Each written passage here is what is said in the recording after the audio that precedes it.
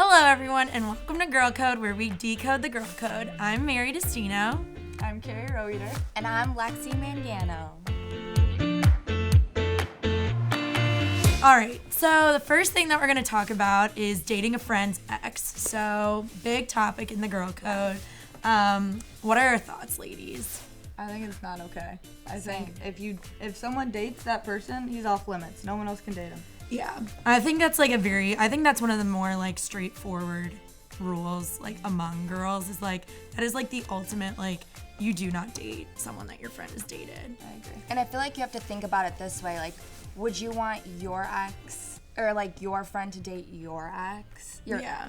You wouldn't like that, so you can't really cross somebody else's boundaries either. Yeah. I just feel like it's a really big no-no. I would definitely agree with that one. Depending, I don't think there's any situation that really makes it okay. People can say, oh, but they haven't dated in a really long time and they're so over each other, but I still think it's a big no. You still have that connection somehow. Yeah. So if they're with one of your friends, it's just kind of weird. And I do know people in this situation where it's it was a long time ago and they end up dating their friend's ex. But I think it's important when you do that. Well, first off, I still think the whole thing's kind of weird. Yeah. But if you do, I think it's important to have that conversation with a friend before you pursue anything at all. Yeah, because obviously it's definitely crossing a weird line. It depends how that friend goes about it. I think it shows that kind of friend who they are to you, depending on how they go about the situation too. Mm-hmm. It's also, you have to think about if it's worth it or not. Especially if you don't think it's going to be a serious relationship. It's not even worth. I mean, we all have those crushes where sometimes you just gotta let them go. They're just not worth it. Yep. Yeah. I'd agree. I'd agree.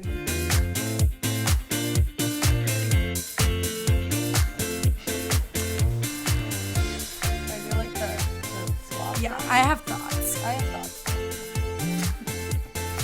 Okay, Fortnight is a hard nay. I hate Fortnight to the core.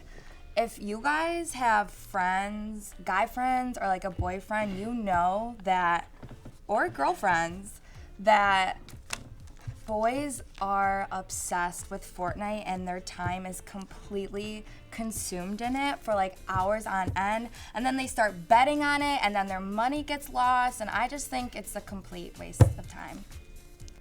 So my thoughts on Fortnite are kind of mixed because I don't think it should consume your life. I do know a lot of situations where there's all those things on Barstool and things where guys will choose Fortnite over their girlfriends and get annoyed with their girlfriends wanting to spend time with them, which in my opinion you should never turn down any sort of social thing for a video game. But at the end of the day, I feel we all have our own vices and things we enjoy. So I love I'll binge watch a show for hours, so I can't sit here and be criticize anyone for playing Fortnite. I just think it's important that you don't let anything, whether it be Fortnite or something like Fortnite or Netflix, take over your time that you could be spending with friends or people or I don't know, doing something. Okay, I'm both too, because I think I think it's a fun game. I've never actually played it before. I've seen people play it, and it's just like any other shooting game that's out there. But also nay, because there are a lot of people who play for way too long. I know a lot of people, my brother being one of them, and a lot of my guy friends who will spend hours on end on Fortnite, which they should be doing something else. But overall, I think if they play it a good amount, I don't see what's wrong with it. It's just when it kind of consumes their life, it's all right, you need to do something else now.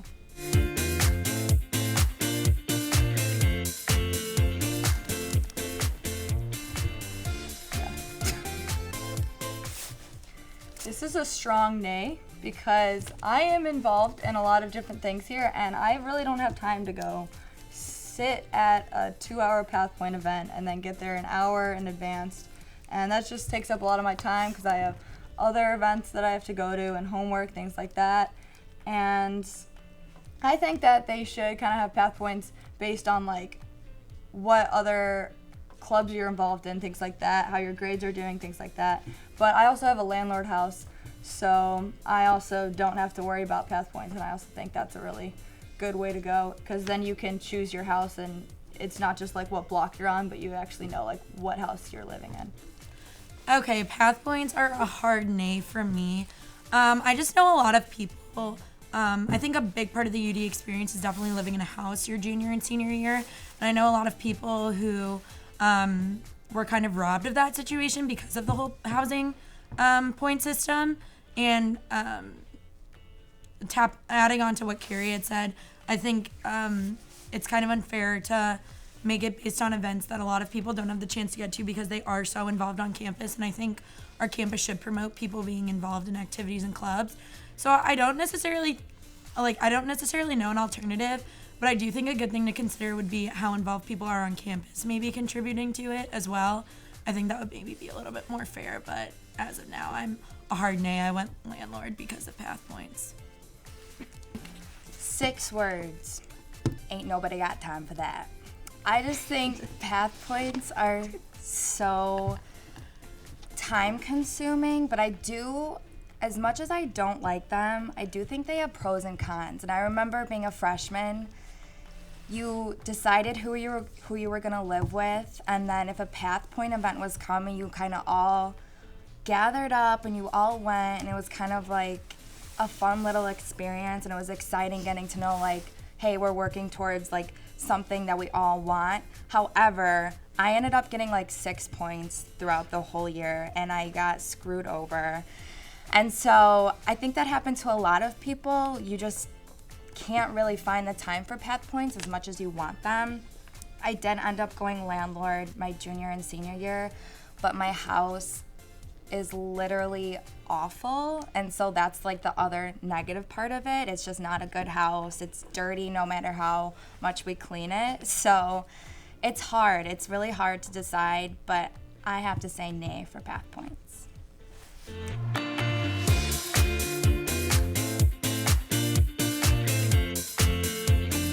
Oh, my goodness. Won't you look over there? It's the neighborhood boy. What's going on, guys? What's going on with you, Sam? Oh, not much. I just thought I'd take a walk around the block. And Cool. on Well, by. yeah, we were stop just on by, you know? talking all things girl. Do you have any questions for us? I do have a question. So, all right. So let's say if you like a guy, right? Right. Is it always the guy's role to make the first move, or can the girl also make it? Ooh, Can the girl okay. also I like make that it? question. I love that question. Good question. Who wants to take it first? What do you guys got?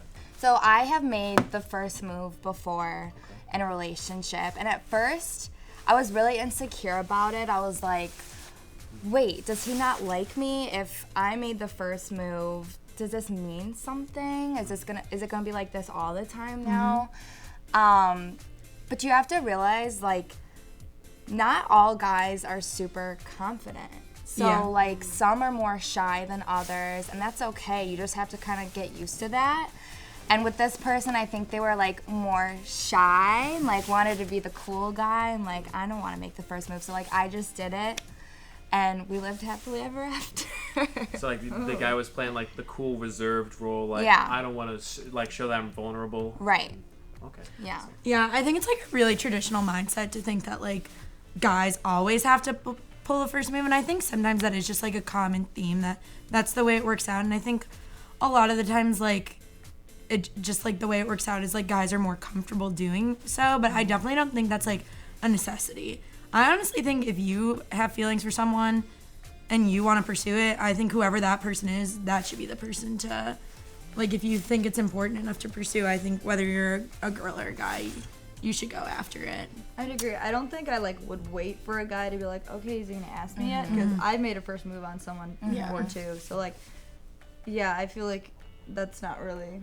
Also, I feel like sometimes maybe I'm just more like headstrong and like get her done, but I just feel like I want to shake some of my friends because they're not acting upon a guy that they really, really like, and I'm like, do it. Because they're scared like, just to- do it. I think Like, it's all go about for confidence it. too, Yeah. for the girl Yeah. and the guy. Yeah, it's like it's both parties have to be like, everybody's different. Yeah. So I just feel like, but sometimes, like for my single friends, I'm like, just do it. Right. Like, there's no standards. There's like no book on the perfect relationship. Right. So like, go for it. Yeah.